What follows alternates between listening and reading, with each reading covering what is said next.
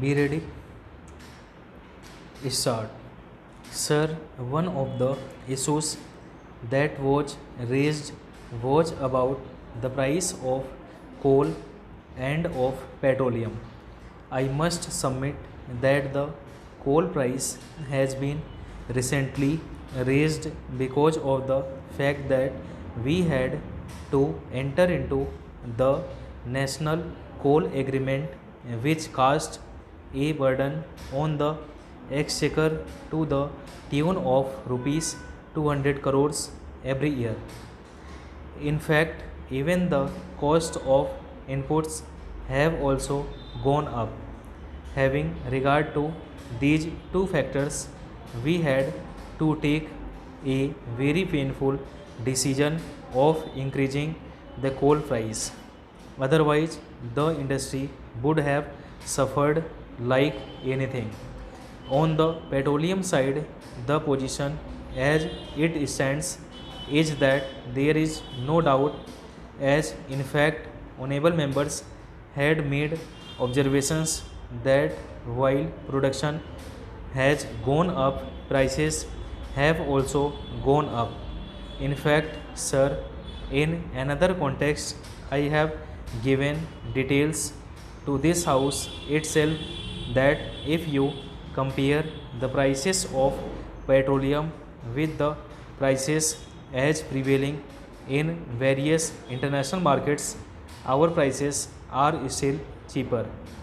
At one time, when the house did want that we should reduce the prices, I had categorically said that whatever resources we build through this process, we plug back the money for the exploration and exploitation of oil.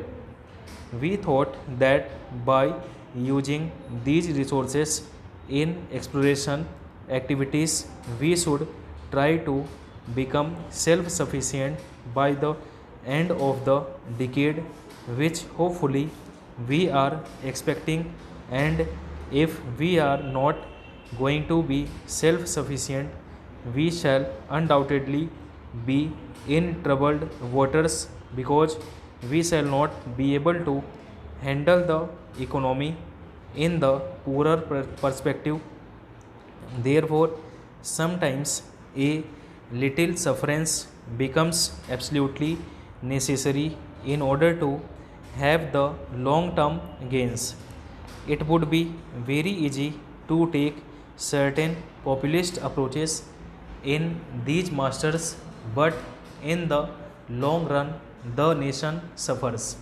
And it is precisely in this background that I would take this opportunity to urge to the various state governments and the electricity boards not to divert the money that have been allocated to the power sector, because in many a case I am finding that for sheer popularity, various state governments and electricity boards are trying to divert the money allocated for power, which would in the long run affect the economy of the state itself.